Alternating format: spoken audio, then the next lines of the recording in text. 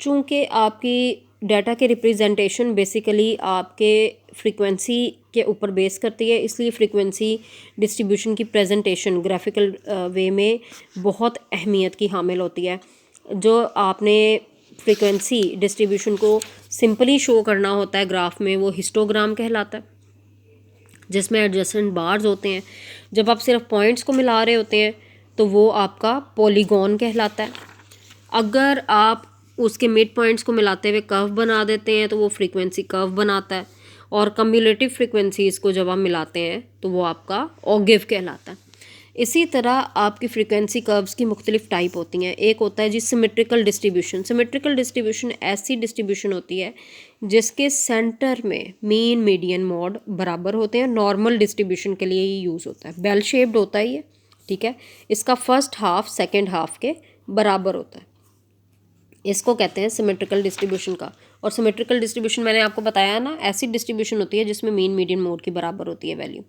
फिर moderately skewed distributions के होते हैं। जब आपका कर्व सेंटर से हट जाता है, उसकी बेल जो है वो किसी एक शेप पे ड्रैग हो जाती है, या लेफ़्ट साइड पे या राइट साइड पे, तो ये आपकी सिमेट्रिकल डिस्ट्रीब्यूशन नहीं रहती।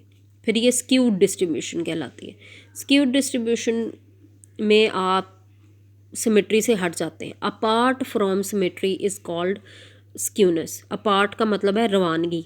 तो जब आप सिमेट्रिकल डिस्ट्रीब्यूशन से डिपार्चर कर जाते हैं तो वो क्या कहलाता है, वो फिर स्क्यूड डिस्ट्रीब्यूशन कहलाता है। उसकी जब राइट टेल स्क्यूड होगी तो ये पॉजिटिवली स्क्यूड डिस्ट्रीब्यूशन कहलाएगी। जब लेफ़्ट टेल स्क्यूड होगी, मतलब ड्रैग हो जाएगी, तो ये क्या कहलाएगी, ये नेगेटिवली स्क्यूड डिस्ट्रीब्यूशन कहलाएगी। उसके बाद जे शेप डिस्ट्रीब्यूशंस भी होती हैं, ठीक है। इनमें आपके पास मैक्सिमम जो एंड आता है उसकी रेंज जे शेप में आ जाती है, तो इसको जे शेप या एक्सट्रीमली स्क्यूड डिस्ट्रीब्यूशन कहलाते हैं।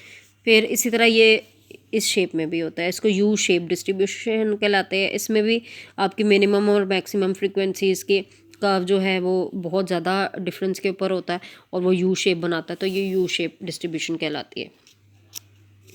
और भी मुख्तलिफ ग्राफ्स होते हैं जिनके ज़रिए से आप डाटा को प्रेजेंट करते हैं। ये फेमस थे आपके जो मैंने बता दिए। अब ये एक्सरसाइज आपने अटैम्प्ट करनी है। इसमें स्टेम एंड लीव डिस्प्ले हमने डिस्कस कर लिया।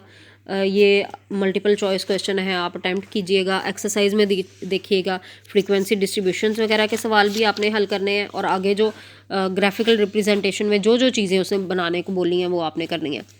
जैसे कि यहाँ पर आपके पास बर्थ रेट और डेथ रेट दिया हुआ है, ठीक। इसका ग्राफ आपने बनाना है। 2.19 में आपने बार चार्ट बनाना है। यहाँ पर उसने कहा हुआ है मल्टीपल बार चार्ट बनाना है इसका।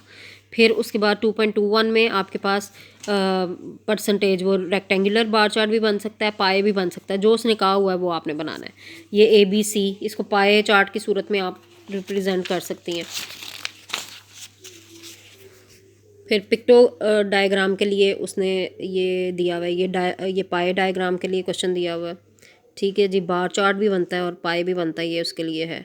ये पाए चार्ट बनाना है इसका। इसमें भी देखिए, इसमें क्या है आपके पास, ये प्रॉफिट और लॉस को आपने शो करना है, और यहाँ पर आपके पास आ जाता है फिर मुख्तलिफ ग्रॉस प्रॉफिट है, एक्सपेंडिचर है, तो आपने सूटेबल ग्राफ बनाना है। इसमें कंपोनेंट बार चार्ट बना लीजिएगा या पाए बना लीजिएगा, देख लीजिएगा। फिर ये देखिए हिस्टोग्राम, रिलेटिव फ्रीक्वेंसी, पॉलीगॉन और ओगेविस में बनाना है। इसमें भी आप देखिए हिस्टोग्राम बनाना है आपने, ठीक। ये क्वेश्चंस आपके इम्पॉर्टेंट हैं, ये आपने करने हैं, ख़ुद से सारे बनाने हैं। ओगिव बनाना है, ओगिव का भी मैंने आपको बता दिया, ठीक। ये तमाम एक्सरसाइज आप अटैम्प्ट कीजिएगा। किसी किस्म की कोई अगर प्रॉब्लम होती है तो आप ग्रुप में डिस्कस कर सकती हैं। Thank you.